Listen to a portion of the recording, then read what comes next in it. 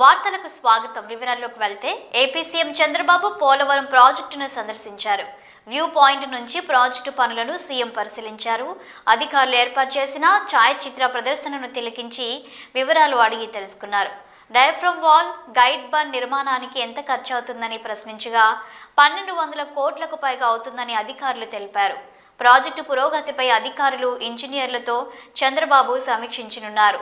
CM పర్యటనతో Polavaram నిర్మాణం, పునరావాసం, పరిహారంపై స్పష్టత వస్తుందని రైతులు, నిర్వాసితులు ఆశలు పెట్టుకున్నారు. 2027 డిసెంబర్ నాటికి ప్రాజెక్టు నిర్మాణ పనులను పూర్తి చేసేందుకు కూటమి సర్కార్ వడివడిగా అడుగులు వేస్తుంది. ఆ దిశగా చేపట్టే పనుల షెడ్యూల్ను సీఎం వెల్లడించనున్నారు.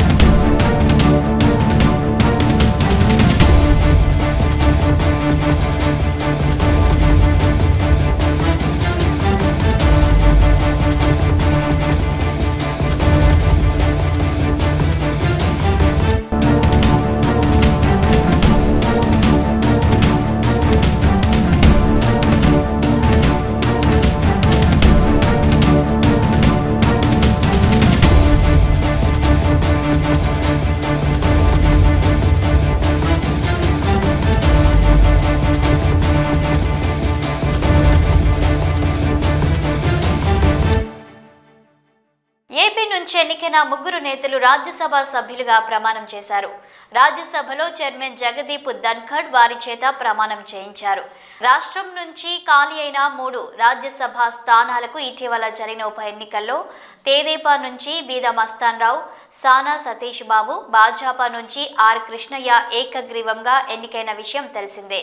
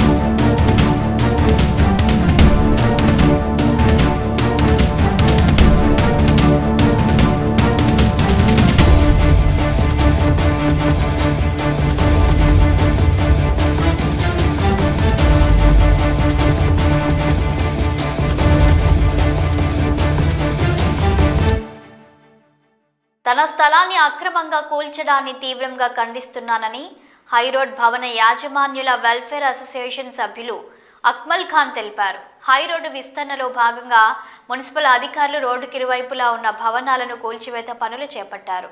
ఈ సందర్భంగా హైరోడ్డులోని మసీదు పక్కన ఉన్న టీ దుకాణాన్ని ఏటీఎం సెంటర్ను తొలుత కూల్చివేస్తారు. ఈ సందర్భంగా టీ దుకాణం యజమాని అయిన అక్మల్ ఖాన్ మాట్లాడుతూ తన తండ్రి గఫార్ ఖాన్ టీ దుకాణాన్ని తన పేరుపైన రిజిస్టర్ చేయించాలని తెలిపారు.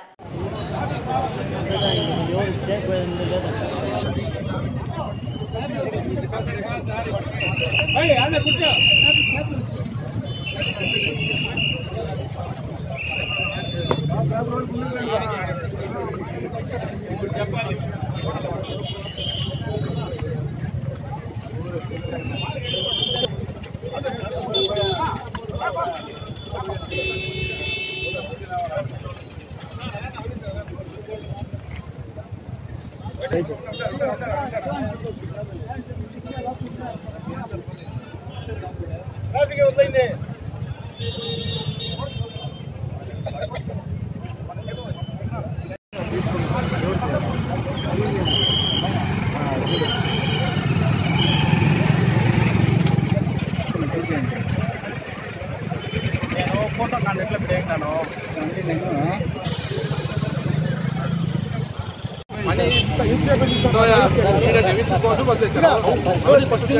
హీరో అయిపోదామని చెప్పి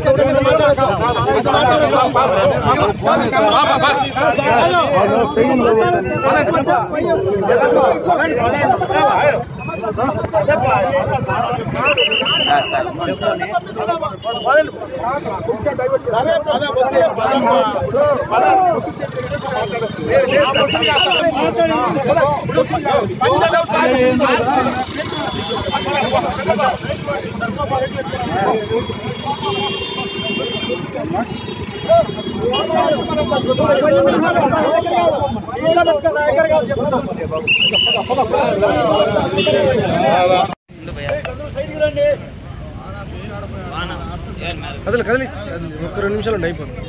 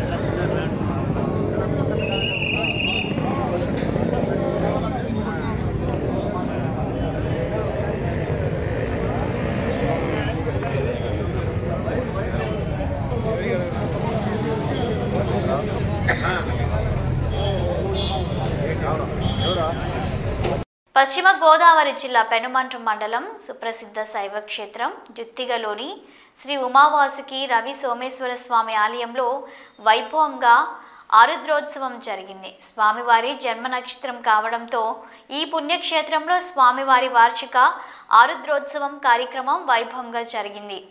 ఆరుద్రోత్సవాన్ని పురస్కరించుకొని ఆలయ అర్చకులు రామకృష్ణ శర్మ, రాలి వాసు శర్మ ఆధ్వర్యంలో వాసుకి రవి సోమేశ్వర స్వామికి ఏకాదశ రుద్రాభిషేకం, సువర్ణ జలాభిషేకం నిర్వహించారు. అనంతరం స్వామివారికి అన్నాభిషేకం, విశేష పూజలు చేశారు. పార్వతీదేవి అమ్మవారికి కుంకుమార్చనలు నిర్వహించారు.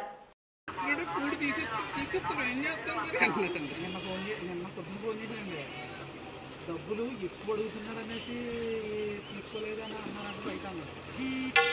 నేను డబ్బులు ఇచ్చినట్టు నీకు ఎవరికీ తెలీదు. మా ముగ్గురు మాత్రం ఇస్తున్నాను. ఆ 3 కూడా ఏంటంటే ముందు ఇలా చేశారు. ఎలక్ట్రానిక్ మీడియా వాళ్ళు 3 గాయాలు చెప్పినారు, 2 గాయాలు పక్కన పెట్టుకున్నాను. డబ్బులు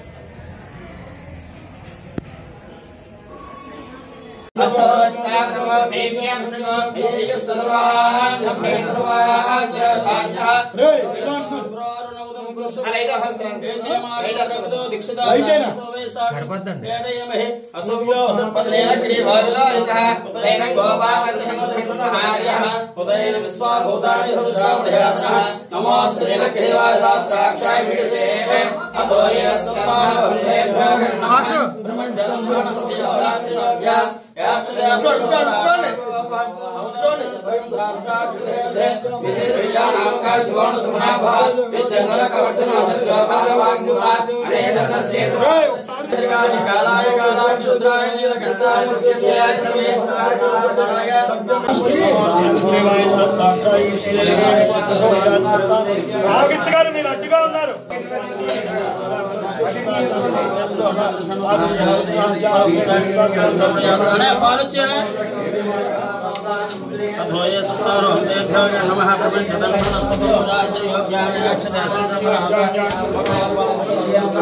అన్నమయ్య జిల్లా రాయచోటిలో భూ ఆక్రమణలపై రాష్ట్ర రవాణా యువజన క్రీడల శాఖ మంత్రి మండిపల్లి రాంప్రసాద్ రెడ్డి ఆగ్రహం వ్యక్తం చేశారు.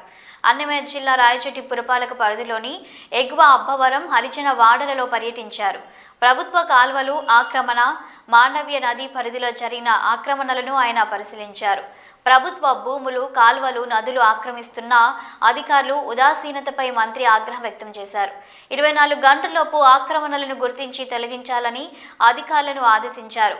రాయచోటి పురపాకలో మున్సిపల్ అనుమతి లేకుండా నిర్మిస్తున్న భవనాలు, అపార్ట్మెంట్లకు అక్రమ నిర్మాణాలకు విద్యుత్, నీటి వసతి నిలిపివేయాలని అధికారులకు సూచించారు. వెంటనే మాండవ్య నది పరిసరాలలోని బఫర్ జోన్లో అక్రమంగా నిర్మించిన అపార్ట్మెంట్ను పురపాలక, రెవెన్యూ, పోలీస్ అధికారులు కూల్చివేత చర్యలు చేపట్టారు. పట్టణంలోని మరో అనుమతి లేకుండా నిర్మిస్తున్న మరో 2 అపార్ట్మెంట్లను వెంటనే తొలగింపునకు చర్యలు తీసుకోవాలని పురపాలక అధికారులను మంత్రి ఆదేశించారు.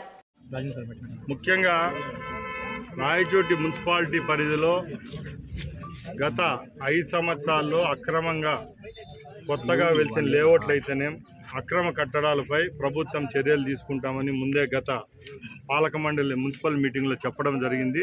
దాని ప్రకారంగానే ఈరోజు సంబంధిత ఎంఆర్ఓ అయితేనే మున్సిపల్ కమిషనర్తో నేను ఇక్కడ విజిట్ చేయడం జరిగింది. ఏ పార్టీలకు సంబంధం లేకుండా పార్టీలకు అతీతంగా ఎవరైతే ప్రభుత్వ భూములను ఆక్యుపై చేసినారో, ప్రభుత్వ భూముల్లో అక్రమ కట్టడాలు కడుతున్నారో, అలాగే గవర్నమెంట్కు నష్టం కలిగించే విధంగా అప్రూవల్ లేకుండా 6 అంతస్తుల అపార్ట్మెంట్లు కడుతున్నారు. అలాంటి వాళ్ళపై చర్యలు తీసుకునేదానికి అధికారులకు ఆదేశించడం జరిగింది. అలాగే ముఖ్యంగా రాయచోట్లో ఒకప్పుడు పట్టణం వెలిసే ముందు మాండవ్య నది ఒడ్డునపైనే రాయచోటి పట్టణం వెలిసింది. ఇప్పుడు మాండవ్య నది ఆక్యుపై అయిపోయి చుట్టూ 2 పక్కల బిల్డింగులు అలాగే అపార్ట్మెంట్ వెలిసినాయి. ముఖ్యంగా బఫర్ జోన్ కూడా వదలకుండా ఈరోజు కోట్లాది రూపాయలు వెచ్చించి ఇక్కడ బిల్డింగ్లు కడుతున్నారు. ఇవన్నీ ప్రభుత్వ అధికారుల దృష్టికి తీసుకొని వస్తున్నాం. ముఖ్యంగా ఎవరైతే ట్యాక్స్ ఎగరగొడుతున్నారో, ప్లాన్ అప్రూవల్ లేవో, గవర్నమెంట్ గయాల భూముల్లో బిల్డింగ్లు కడుతున్నారో అలాంటి వారిపై చర్యలు తీసుకుంటాం. ఇది ఏ పార్టీ వాళ్ళపై కక్ష సాధింపు కాదు. మీ అందరికి కూడా మేము ఒకటే చెప్తున్నాం, ప్రభుత్వానికి ఆదాయం వచ్చే వనరులు పక్కలకు పెట్టి అలాగే పేద ప్రజల యొక్క ప్రాణాలతో చెలగాటమాడే కట్టడాలు ఏవైతే ఉన్నాయో, రేపు నది యొక్క పరివాహక ప్రాంతం పెరిగి వర్షం వచ్చిన తర్వాత ఇక్కడుండే అపార్ట్మెంట్లకైతేనే, బిల్డింగ్లకైతేనే నష్టం జరిగితే ఆ రోజు కన్నీళ్లు గార్చే బదులు ఈరోజు అధికారులు కూడా సమన్వయంతో పనిచేసి ఈ కట్టడాలను ఆపాల్సిందిగా కోరుకుంటున్నాం. అలాగే ఎవరైనా ఈ చర్యలను అతిక్రమించి ఇక్కడికి వస్తే మాత్రం ప్రభుత్వం తరపు నుంచి గట్టిగా చర్యలు తీసుకునేదానికి మేము సిద్ధంగా ఉన్నాం. మున్సిపాలిటీ పరిధిలో 280 సర్వే నెంబర్లో ఉన్న ఒక అపార్ట్మెంట్, అనాథరైజ్డ్ అపార్ట్మెంట్, దీనికి ఆల్రెడీ మేము నోటీసులు ఇచ్చి ఉన్నాము.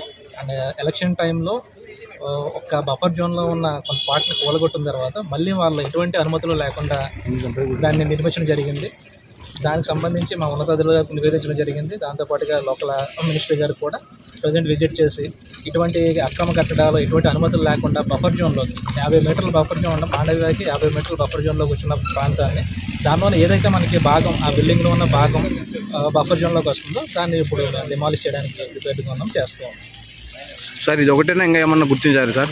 ఇంకొక అపార్ట్మెంట్ ఉంది అనాథరైజ్డ్గా, అది ఇంకా పెద్ద అపార్ట్మెంట్ కాదు, జస్ట్ ఇప్పుడే స్టార్ట్ చేస్తున్నారు. అటువంటి అన్నిటి మీద కూడా ఎవరైతే అనుమతులు లేకుండా మనకి రోడ్ బిడ్ కానీ ఇటువంటి ప్రభుత్వ స్థలాల్లోకి వచ్చేసి కట్టడం ఏమన్నా కూడా ఎలాంటి యాక్షన్ తీసుకుంటాం. ఈ బిల్డింగ్ పర్మిషన్ ఇచ్చారు సార్, అవి ఇచ్చారేమన్నా? ఎలాంటి వీళ్ళు అప్లై చేయలేదు. మేము 3-4 సార్లు వాళ్ళకి నోటీసులు ఇచ్చాము, ఇన్ఫార్మ్ చేసాము కూడా వాళ్ళకి అప్లై చేయించండి అని చెప్పేసి. కాకపోతే ఇది లాంగ్ టర్మ్గా జరుగుతున్న ప్రాసెస్, దీనిలో వాళ్ళు ఎటువంటి అనుమతులకి కూడా అయితే తీసుకోలేదు. ఇలాంటి ఇంకా మాండవ నది చుట్టుపక్కల ఉన్న మాండవ నదిలో ఇప్పుడు సర్వే చేస్తున్నాము. ఇప్పుడు ఈ రోజు ఈవినింగ్ లాగా మినిస్టర్ గారి ఆదేశాల ప్రకారం మన తహసీల్దార్ రెవెన్యూ సబ్జెక్ట్ అంతా కూడా మాండవ రివర్ ఎంతవరకు ఉందనేది ఈ రోజు సర్వే స్టార్ట్ చేస్తున్నారు. ఇది అయిన తర్వాత దానిలోకి ఏవైతే వచ్చాయో ఆ బిల్డింగ్స్ మీద కూడా ఇలాంటి యాక్షన్ తీసుకుంటాం. ఉయ్యాలవాడ మండలం గోవిందపల్లి గ్రామంలో 400 కోట్ల నిధులతో ఆళ్లగడ్డ చరిత్రలోనే మొట్టమొదటిసారిగా సోలార్ ఇండస్ట్రీ ప్లాంట్ను నిర్మించడం చాలా సంతోషకరంగా ఉందని ఎమ్మెల్యే భూమా అఖిలప్రియ పేర్కొన్నారు.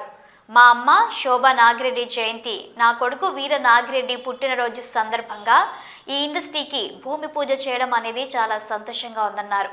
ఆళ్లగడ్డ చరిత్రలో ఇది గుర్తుండిపోయే రోజు అని కొనియాడారు.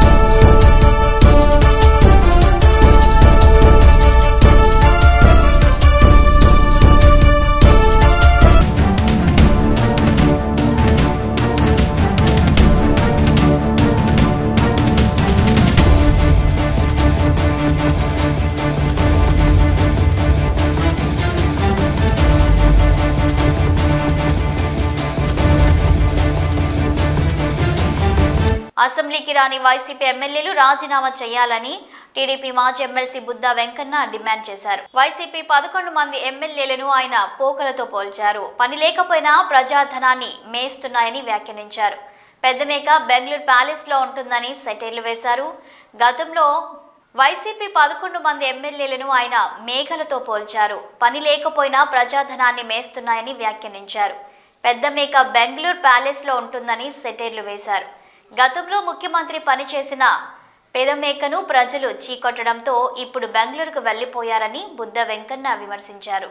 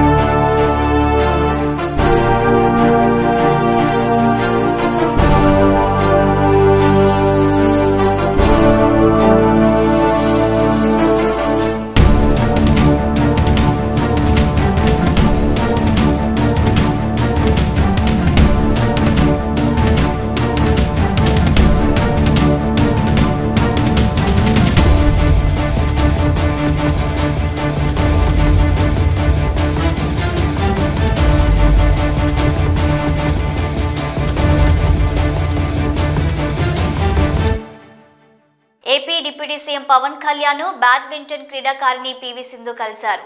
మంగళగిరి క్యాంపు కార్యాలయానికి వెళ్లిన ఆమె తన మ్యారేజ్కు రావాలని ఆయనకు ఆహ్వాన పత్రిక అందజేశారు. ఈ నెల 22న తన పెళ్లి ఉదయపూర్లో జరగబోతుందని కుటుంబ సమేతంగా అందరూ రావాలని ఆమె కోరారు. ఈ సందర్భంగా పివి సింధుతో పాటు ఆమె తండ్రి పివి రమణతోనూ పవన్ కళ్యాణ్ ముచ్చటించారు.